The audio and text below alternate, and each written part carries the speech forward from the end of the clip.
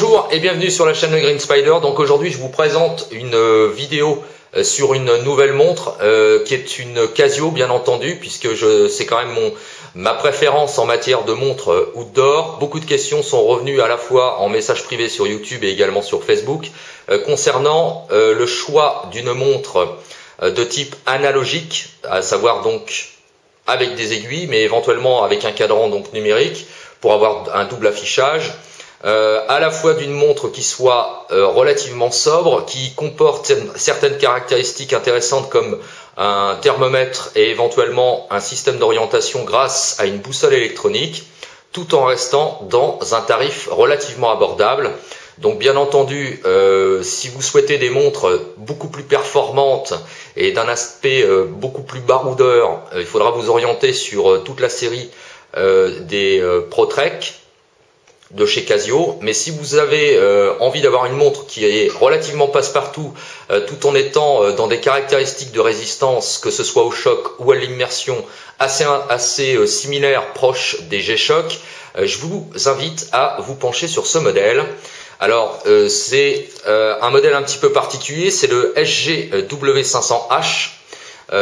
Donc comme on peut le voir, légèrement modifié, puisque en fait est présente sur la montre un bracelet en cuir que j'ai adapté, puisque le bracelet à l'origine était celui-ci. Donc c'était un bracelet en acier.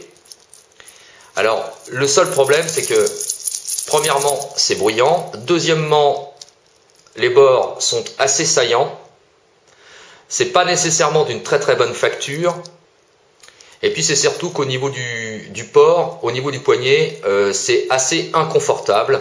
Donc du coup, j'ai opté pour une modification avec un bracelet en cuir. Alors ça lui donne un look un petit peu vintage, ça passe aussi bien en milieu urbain qu'en extérieur nature. Ça ne dénature pas nécessairement la montre pour autant. Si toutefois vous souhaitez vous orienter sur ce type de montre, mais avec un look similaire au G-Shock, il existe un autre modèle avec le boîtier noir et également le bracelet en polymère classique qu'on a l'habitude de rencontrer sur les G-Shock. Je vous laisserai d'ailleurs le lien pour que vous puissiez comparer avec l'autre modèle dont je viens de vous parler. Alors l'intérêt de celle-ci, c'est qu'il y a un double affichage, à la fois analogique, donc par aiguille, et également numérique grâce au petit cadran qui est présent à 6 heures au niveau de la montre. Ce qui est intéressant, c'est qu'elle est véritablement fiable, et ce pour un coût relativement modique, puisqu'on tourne aux alentours de 80 €, pas plus, pour ce modèle. Alors, caractéristiques techniques, on est avec plusieurs types d'utilisation possible. Là par exemple on a l'affichage qui se fait automatiquement pour vous donner à quelle heure se couche le soleil, en fonction bien sûr des saisons. On a également l'âge de la lune qui peut être également intéressant. Ensuite on a 5 alarmes, un compte à rebours, pardon, il y avait un chronomètre juste avant, un compte à rebours, des fuseaux horaires. Donc il y a un très grand nombre de fuseaux horaires, date, heure bien sûr, et on peut permuter également avec la date, et également un thermomètre qui toutefois nécessitera de retirer la montre du poignet pour que vous puissiez avoir la température au plus juste de façon ambiante. Il faut toujours y penser.